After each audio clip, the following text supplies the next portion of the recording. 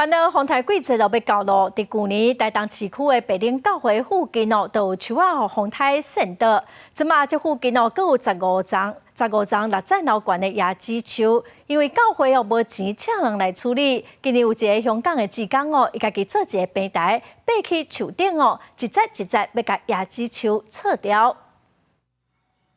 台东白岭教会按说要找大型的机具。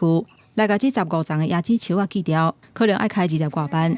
不过教会无经费，为香港来志工阿康听到这个代志，伊就用人买爱的茶，做一个会当伫咧锯树仔的时阵搭起嚟的平台，靠伫树口顶悬。有闲的时阵，伊就会爬起6层楼悬的椰子树啊，为上顶悬一节一节安尼锯落来。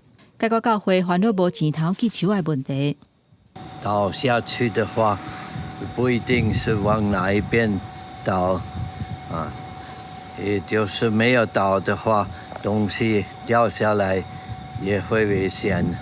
为香港来的志工阿康，伊设计这个锯树仔的平台，袂像大型的机具遐尔错人耳，一个人就会当操作，爬起伫树仔顶锯树仔。虽然锯的速度较慢，要到7月份才会当完成，不过较袂影响附近徛家的安全。先弄一个扇子，小扇子，然后在另外一边把它切过去。 风台季节就要到啊！台东白岭教会因为惊遐尔悬的椰子树啊会去互风扇倒去，去得着附近的人家厝，所以即马就量早先甲树啊锯好断，来预防发生灾害。公司新闻台东报道。